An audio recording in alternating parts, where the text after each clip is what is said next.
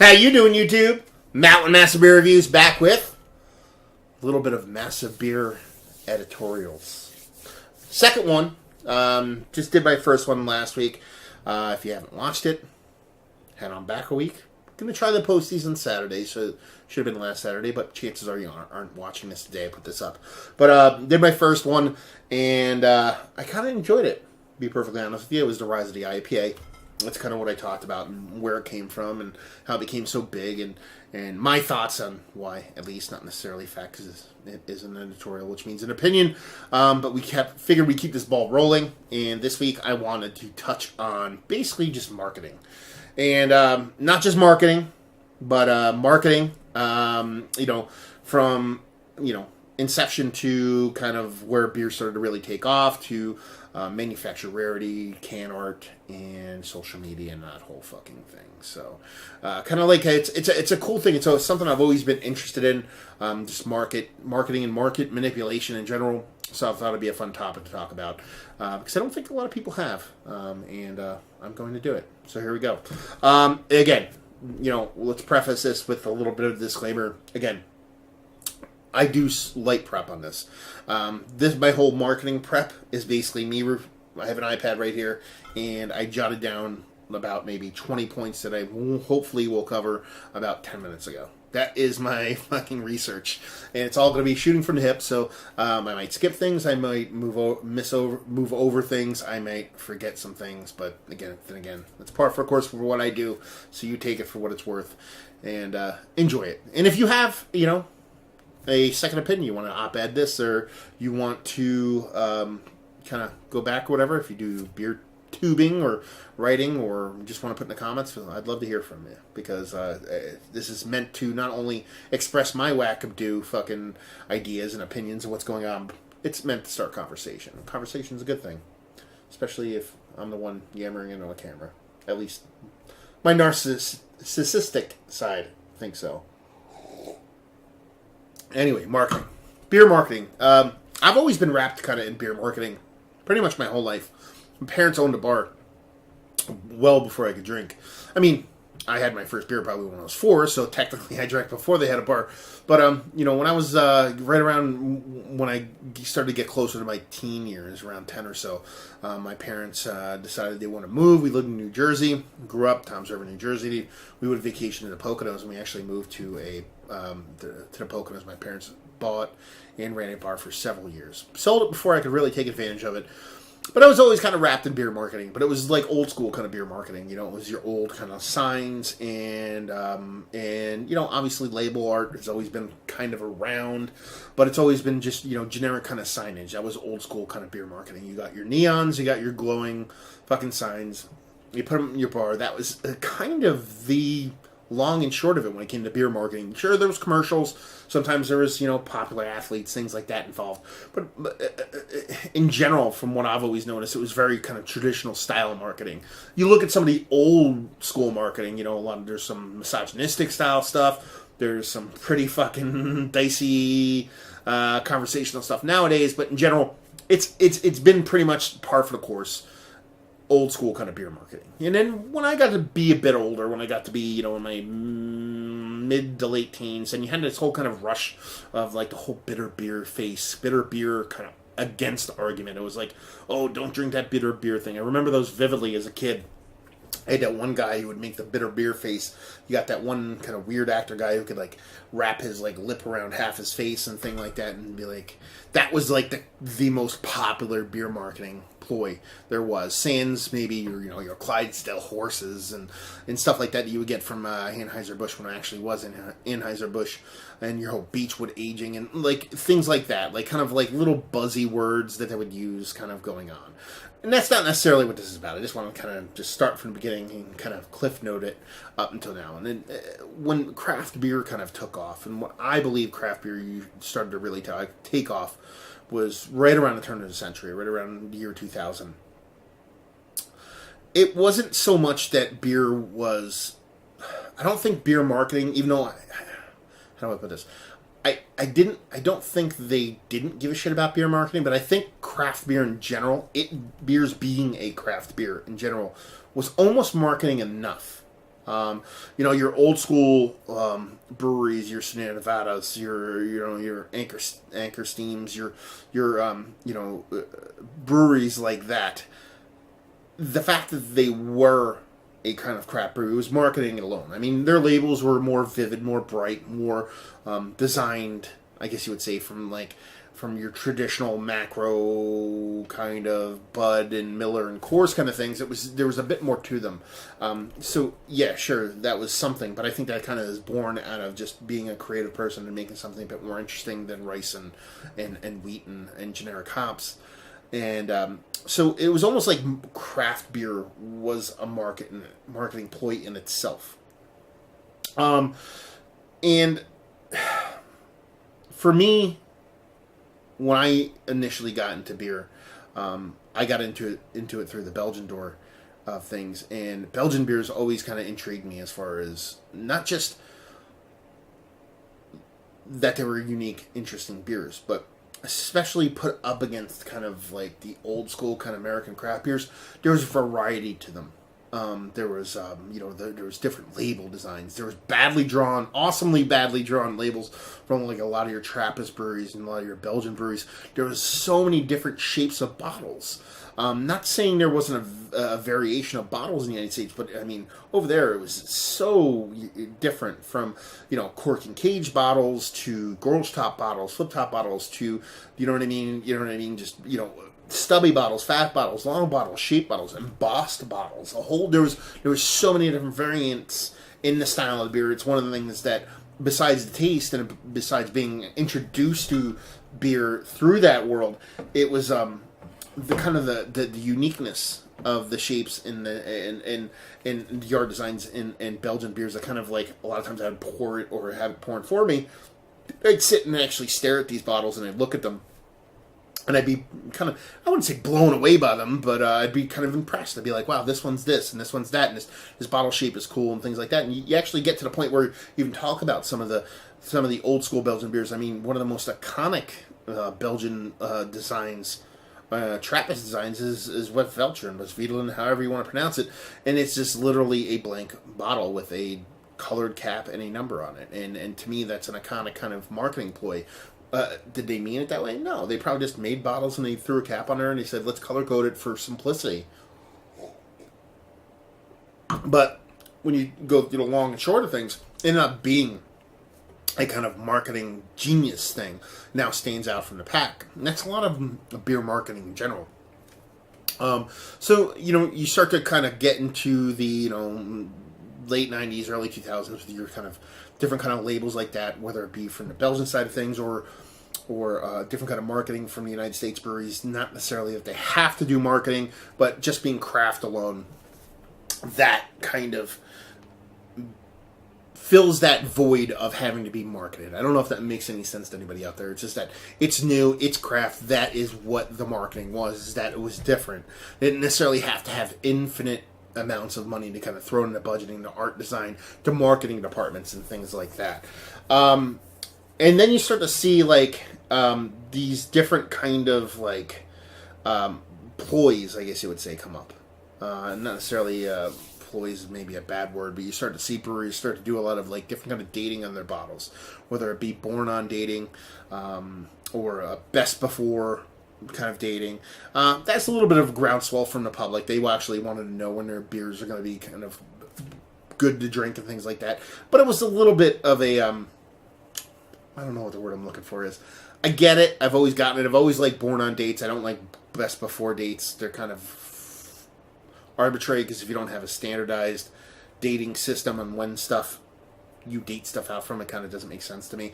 But it was kind of like a big push for that. And then you're talking about that being in the mid like 2000s, stuff like that. You start to have this kind of push on that.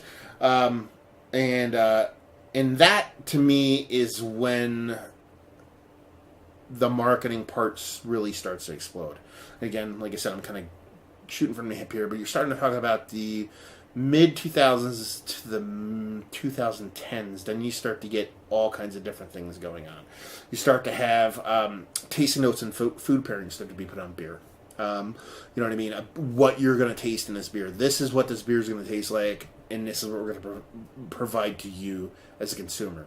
I think that starts to happen because that craft market. Now we're deeply into the craft market. I'm not kind of covering like the macro stuff anymore, but it's more, okay, how do we separate ourselves from everybody else? Okay, let's tell people what they're going to get in a beer.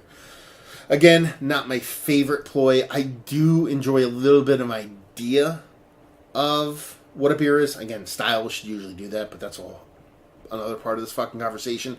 But they started to tell people, okay, you're going to get this, you're going to get that. Whether it's true or not, it is what it is. But they started to tell people, okay, these are the flavors you're going to get in beer. Or more specifically, when you have people kind of trying to get in a craft beer, you start having people kind of be like, okay, they want to make it a little bit more highbrow. It's not just like, let's drink beer in the corner and crush cans and then go do hillbilly shit. It's more like, okay, let's pair this with some food. What is this going to go good with? Kind of like an on-label sommelier. You know what I mean? It's like, okay, wine is out of our fucking reach. Let's get in a beer here, but let's highbrow it a little bit. So they started to do a lot of like beer pairings with food on labels, along with kind of like explanations of what the beer is going to be when you actually get down and go to drink it. That's kind of where I saw, or I personally experienced, kind of the whole, okay, they're starting to take marketing seriously. They're starting to really give a shit about how the beer is portrayed and starting to carve out part of the market for themselves of a market that didn't need to be carved out yet. That was the first kind of bashing of, okay, we need to separate ourselves from the other craft beers in the market. That, to me, was like the beginning of that whole kind of marketing process when it comes to beer. And then for there started to be kind of elaboration on cans and bottles. Can art, to me, has been a fucking super bonkers love for forever. I put up these bottles behind me. There's two criteria they have to be for me. They have to be awesome fucking beers, and the can bottle art has to be fucking off the hook. And that's the two criteria for those beers to end up in that back fucking shelf. And I believe then you're talking about, late aughts, I guess you would say, in early 10s is when really, for me, can art started to take off. You had a lot of great breweries starting to do cool stuff with cans and bottles. You had Duda Ciel is one of my favorite. You had fucking Maudit, or Unibrow, I should say. Maudit was one of the coolest labels I saw when I first saw it. You started to have all these breweries kind of put extra effort into the labels and stuff like that. And then you start to see, at the same time, a little bit of separation with, like, kind of story time, I like to call it. I always like to call it when beers. It used to be, a label and what kind of beer it is. Maybe a quick reference to the beer, but then you have breweries, more notably Stone, who started to write fucking, syllabuses of everything about their lives on their beers and kind of like really kind of pump up the marketing around what's what and what it is when it comes to beer. Or the beer that you're actually going to be drinking. Half the time the story wouldn't even make fucking sense. I mean, Lagunitas is fucking known for just kind of rambling on and on about semi-coherent shit. I mean, it actually ends up wrapping around and meaning something about the beer, but story time ended up being a big thing.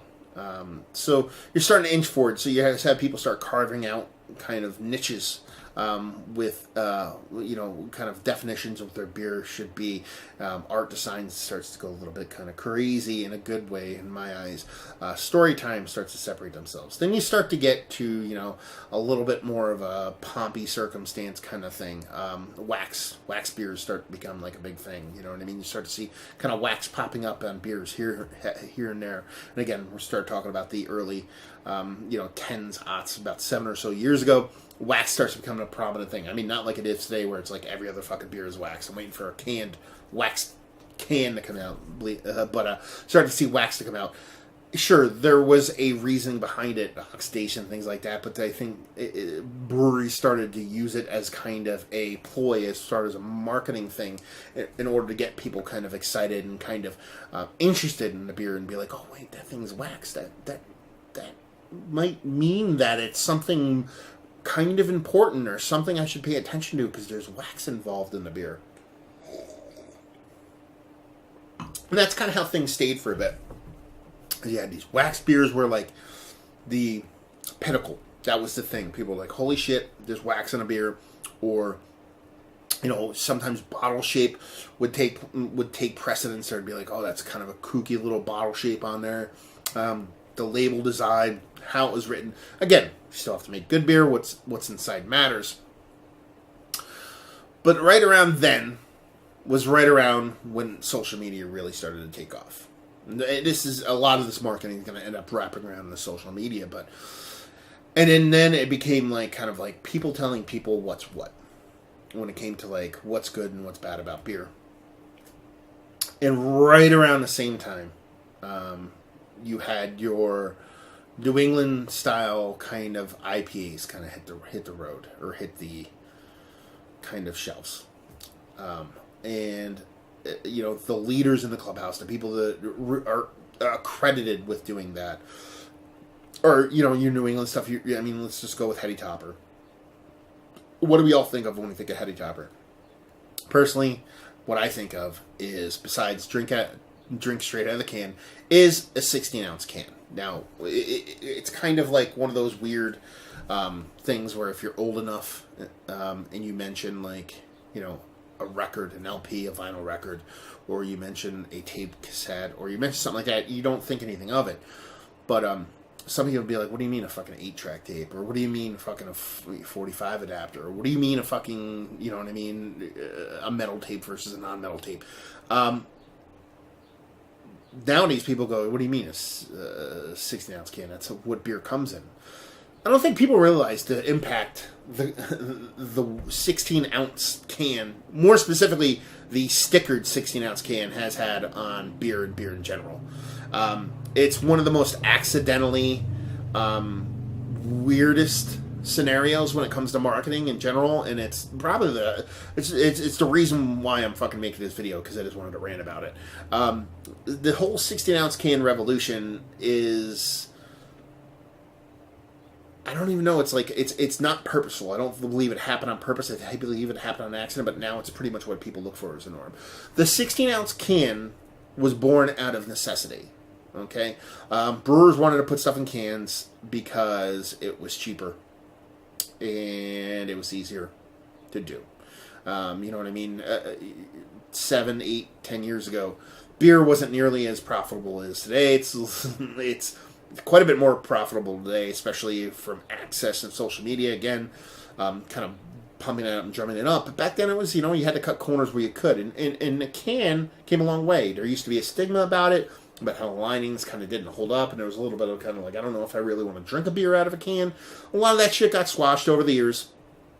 And then, some of the early adopters of cans in the craft community said, let's do this. But it was almost impossible to get 12-ounce cans. All the 12-ounce cans were taken. Everybody had all the 12-ounce cans. Your Budweiser's, stuff like that. Some of the bigger breweries, all the bigger breweries in the world, pretty much were gobbling up all the 12-ounce cans, not to mention soda, bullshit, all that kind of stuff. So almost a 16-ounce can was like a kind of like well, I guess we have to do that. We have to take this beer. We wish we could put this in a 12-ounce can, but we're going to put it in a 16-ounce can because we have to. And we'll just make 4-packs instead of a 6-pack. Or we'll just put it in a case originally. Let's put it that way. We'll put it in a case, and then we'll go from there. And what ended up being a kind of like a forced decision that to actually produce beers in these cans, it ended up being one of the best marketing ploys, accidental marketing ploys in the history of fucking marketing. So you have, Heady kicks it off, and then you have a lot of other breweries start to like really just start doing the same thing. Not only because they're like, ooh, that's cool, it's a 16-ounce can, that stands out for the crowd. It's also a combination of we can't get any kind of 16-ounce cans. And all these breweries start producing these 16-ounce cans. Just because that's what they could get, but then it ended up becoming synonymous. Not only with just craft beer, but with like fresh craft beer. Fresh craft beer, fresh IPAs. That ended up being like the, oh, hot damn. This is, you know what I mean? This beer has to be fresh because it's in a 16-ounce can. It ended up becoming one of those things where that's where everybody kind of gravitated towards. So you have all these breweries kind of throwing all their weight behind a 16-ounce can, and it just ends up leading to kind of craft beer kind of revolution. when it comes to being like kind of like almost like an icon of the new school. I should say the new school craft beer revolution. In combination with that, you have all these kind of upstart breweries that are just coming up, and they don't have means to have their own bottling line or have their own canning line. So they start to outsource their canning, and in order to cut costs, they're not getting their cans screen printed. They're not getting their cans wrapped. They decide to just, fuck it. Let's do it on the cheap, and let's just buy stickers, and we'll sticker these fucking cans.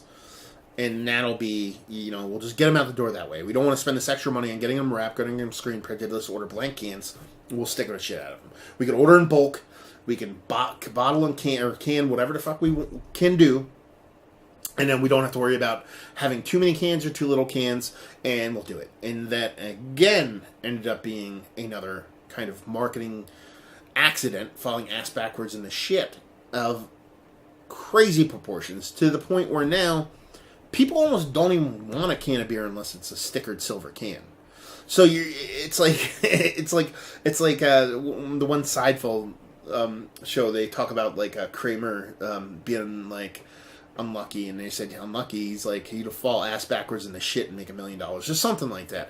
And it's kind of like how that went. There was like this streak of just, oh, we have to do this. Well, it ends up becoming gold, and then we have to do this, and it ends up becoming gold. So you have all these kind of accidental kind of marketing genius strokes from very small craft breweries that ended up shaping and forming what we are pretty much today. We're talking about the early 2017. Don't know how long this is going to be on YouTube. 100 years from now, people might laugh at this. Or 10 days from now. But you have all these kind of like accidental kind of marketing things that were born out of necessity that end up becoming the best things that could ever possibly happen to these breweries. Sure, there's a lot of people that led the way in that, but it ended up being just, I think, one of the craziest like stories when it comes to, if you're actually years from now, and actually if they do some kind of weird kind of breakdown on the revival, the birth, or whatever you want to call it, of the modern craft beer movement, I think this is going to be kind of one of the major story points with it, the whole like 16-ounce stickered can movement. It just ends up becoming a fucking juggernaut as far as beer is concerned, to the point where you're seeing major breweries who, your bigger breweries that are buying up smaller breweries, you're seeing them kind of try to mimic this kind of stickered can kind of thing. I've seen a couple of them drop, so I'm going to think, you're going to start seeing it be a bit more prevalent, try to sneak into the marketplace that way, try to give the illusion of being this kind of like beer that came out of nowhere. So you have these kind of sticker cans come out. So beer starts to get, we're leaning heavily in the IPA realm here. There's still the waxed bottles. There is still, this thing, that thing, or the other. But along the same time when all this started to happen, we're going back again 7 years, we'll retract a little bit, you started to have releases. Releases started to be a thing. It started to be like, okay, whether it be Dark Lord Day or this kind of beer day, and then you started to have these big breweries that were released, these big, typically in the beginning, it was these big, huge adjunct stouts that were like, they brewed, once a year and barrel aged for this long, and then, people would show up and wait in line for it, whether it be Dark Lord Day, Hunapu Day, whatever. And then these beers start to kind of, these releases start to become like a thing. To the point where nowadays, releases are pretty much just, if you don't do releases as a brewery, you're not fucking a brewery. It's almost like that's kind of the thing that's happened. To now, that kind of marketing has happened. To where now people are doing releases. You gotta have a release. You gotta announce a release. We just opened. We're opening next week. You haven't had our beer yet. We're gonna have our initial release. You gotta get in line. You gotta get in line or you're not gonna get the fucking beer. And then that whole groundswell of, oh, you gotta wait in line for the fucking beer. You gotta wait in line, otherwise it doesn't taste good. Because the beer doesn't taste good unless you wait in line for it. I don't know if you guys knew that. You have to wait in line in order for the beer to taste fucking good. So this whole combination of, okay, you're having these sticker cans, that's gotta be the good shit. or order the wax. Got to have the wax because God forbid there's no wax. And then combine that with, okay, now you got to wait in line for a beer. You have to wait in line, otherwise you won't get it. And if you won't get it, then you're not cool. And if you're not cool, then you're a piece of shit. So then you have this combination. While I'm drinking a stickered canned beer that came in a crowler. That also came in crowlers. So I'm going to cover all the shit that I'm drinking right now. So I'm a fucking hypocrite. Anyway, so you have, this beautiful stroke of luck with the 16-ounce can, combined with the additional stroke of luck of the sticker can. Along the same time, kind of separate that, you had these kind of bigger releases happening from breweries, smaller breweries, doing kind of very rare beers.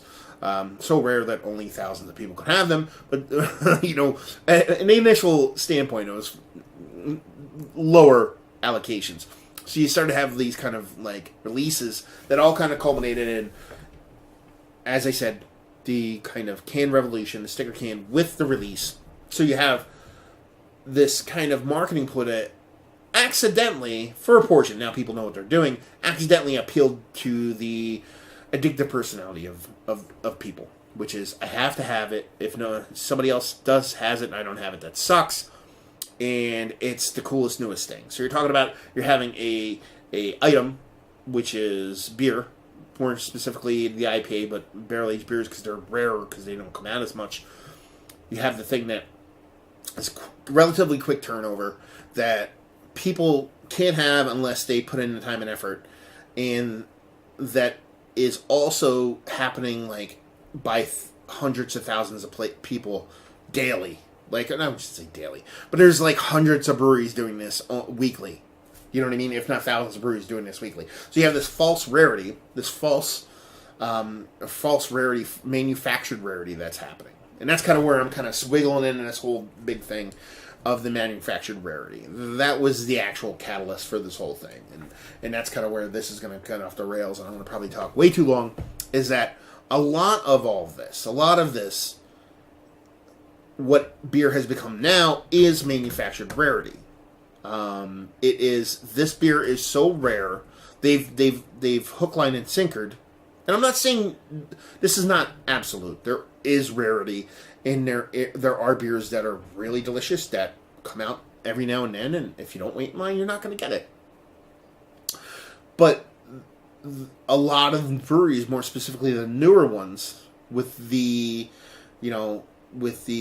mobile canning that's available, with social media, with what they have at their arsenal as far as marketing goes, know all this. And they know they have the years of, okay, silver sticker can or wax means hot shit. King should have fucked mountain. You know what I mean? And the added addition of, if you wait in line, you have to wait in line for it. And if you wait in line for it and you get it and nobody else has it, then you are King should have fucked mountain. Now they're marketing that market to you. You know what I mean? So now it's like, you have to wait in line to get this beer. Otherwise, you are worthless.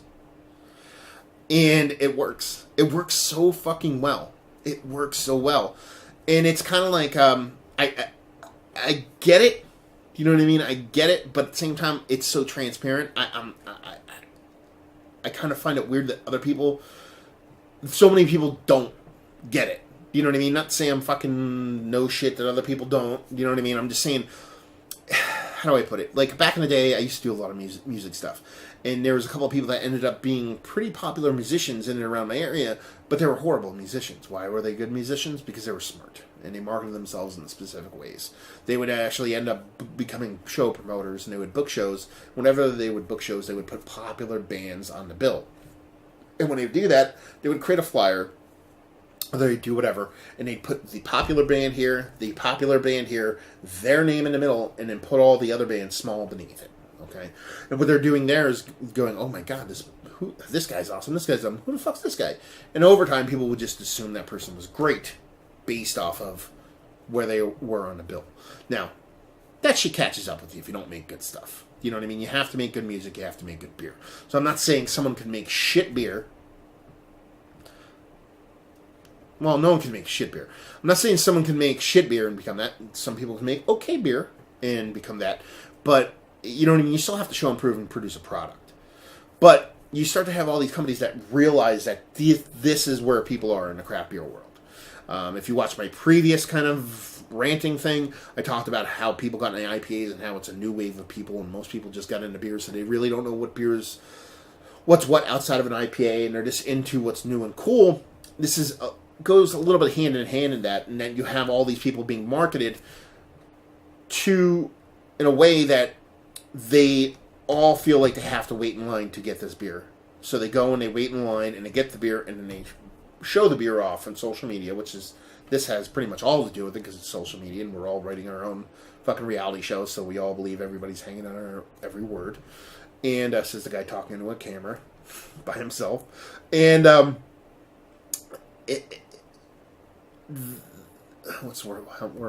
am I looking to go with this? The breweries know this, and they constantly be like, okay, release this, we gotta fucking be there. There's only this many beers, and you can only have this much of this many beers. You know what I mean? And it is exactly the definition of manufacturer rarity. Because if you look at the numbers that a lot of breweries do, they'll do like, okay, we've only made 2, 3, 4, 5, 6, 700 cases of that beer. You can have this much. You better get there. You know what I mean? Outside of like 1 or 2 of these breweries, no one's ever had to wait in line. Like, you could go when the fucking line's over and get the beer and leave. Sans 1 or 2.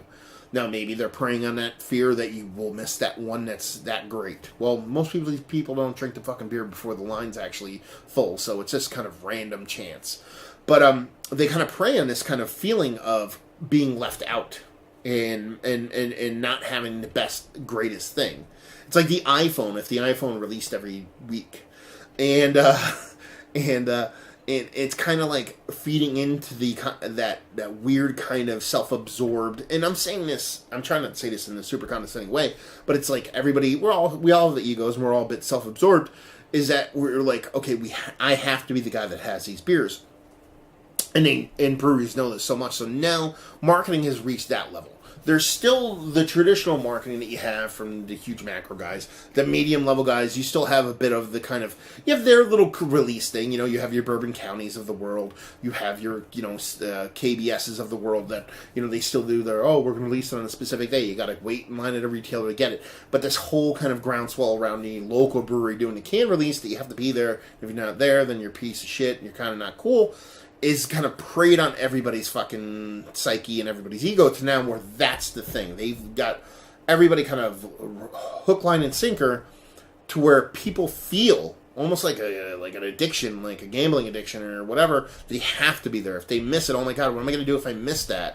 You know what I mean? I can't tell you how many times I've talked about beer, or I'm lucky enough to where I actually talk to people who make beer, and if I talk to them about something and I mention something about a release, they go, when's the release going to be? People just email me, oh my god, when's it going to be? And be like, I think next week, I don't know.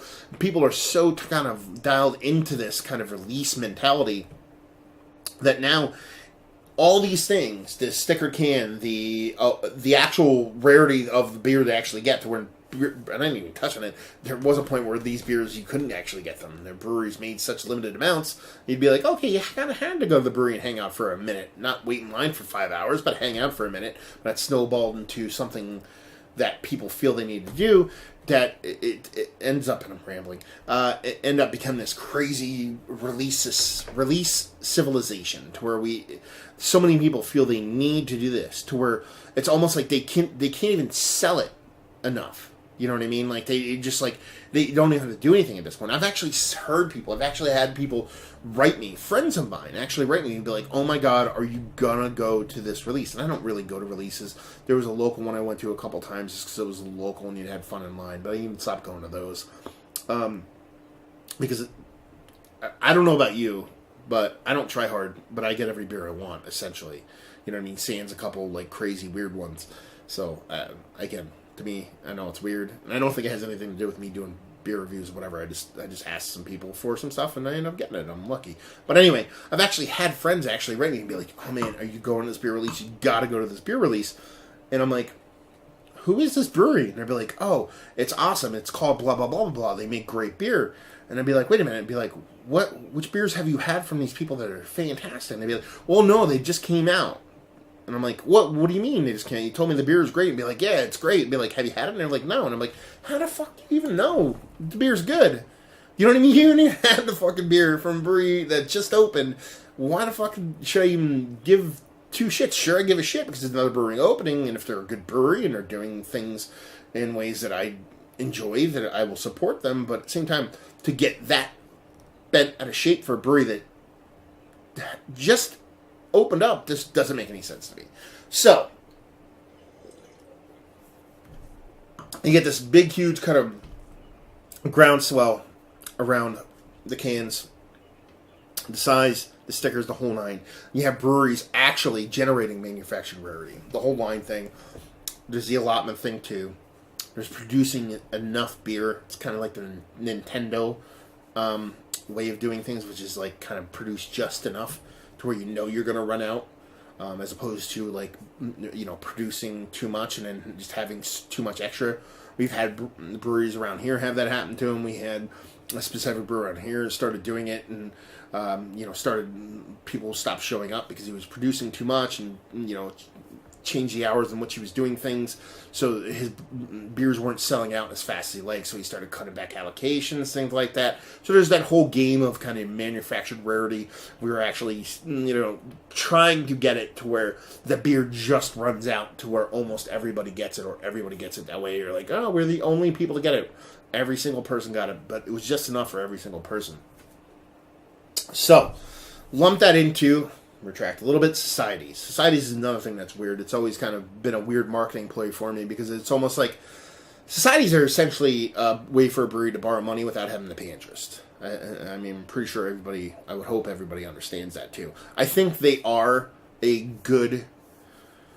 decent thing. They were when they were priced accordingly, and if they give you enough back for your investment. But typically when you join a society, as it's again another great marketing ploy, is essentially what you're doing is you're giving them $2,000, and they're giving you back $2,000 worth of merchandise and product, but you gave them your money and they got to do whatever they wanted with that money with interest, zero interest. So then you had that kind of influx of societies. That's a small part of it. It's not nearly as big, but there's a lot of bigger ones out there. You know what I mean? Like brewery is a big society out there. There's a bunch of them in and around the country, but it's one of the more genius ways, marketing wise. One, because you're creating an exclusive society that you belong, you and thousands of other people belong to, that get to give them money for free, and you get beer from them. Sure, it's the only way you can get the beer, but again, just like releases, typically you can find some. So that was another small kind of sect of the whole marketing ploy that I thought was absolutely genius. But again, the whole waiting in line, sticker can thing has trumped that to the nth degree. And what's the other ones I wanted to cover here? I'm getting towards the end here, a little bit of ranting. Trying to put too much time in such little time. I don't even know how much time I got on the camera, probably way too much. We're going to wrap it into social media. But the one thing I wanted to cover before I got to that is branding and rebranding. The branding and rebranding thing has a lot to do with big beer trying to buy small beer. You know what I mean? They try to come in through. They try to make their own craft versions of beers. They couldn't do it. They ended up buying other companies and trying to get in through craft through that door. It's a version of marketing. It's kind of like a backdoor kind of marketing. That really hasn't worked. You still see them gobble them up. You know, the Wicked Weed was just bought. The brewery was just bought again by a kind of more of a venture capitalist company. But brewers are being bought, and that's kind of a way for like kind of a rebranding, an internalized rebranding, or a extension of rebranding from bigger beer. The more interesting one I want to talk about was Goose Island, more specifically the Cooper Project. Goose Island, probably the best known for Bourbon County Stout, or Bourbon County Series, had an infection, you know what I mean, is what it is. Their beers went sideways. They made right by it, you know what I mean, they went out there and actually like bought back a lot of the beers. If you had a receipt, they give you money back. You give out t-shirts, all that whole line. So they actually did right by the money that was lost, but to me this is kind of like another way of backdoor kind of marketing. and that there's still a bit of a stink on that. You know what I mean? They tried to make good on it. They went as far as flash pasteurizing a lot of their beers. But there's also people out there that still go, okay, well, their beer's infected, what are we going to do? And they end up coming out with a new series of barrel-aged beers called the Cooper Project. Actually, haven't had them yet. But to me, that's kind of like a sinister, genius way of marketing, is that you kind of do this whole kind of, oh, here's Bourbon County over here. We're doing all this over here. We're releasing a whole new line of beers over here. And what they're basically doing is they're continuing their Bourbon County line of beers, except rebranding it, calling it a different name. That way they're washing themselves of the stink of the infection release. So that's another way that marketing kind of works in beer, and sometimes it's not so much as trying to be just upfront and kind of being like, oh, we're trying to do this, buy our beer. It's more of like kind of throw somebody off the scent of something that kind of went sideways originally.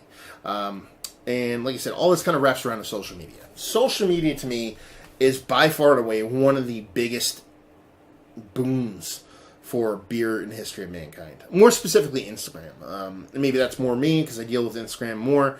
Facebook, Twitter, they all work. But beer is a visual medium.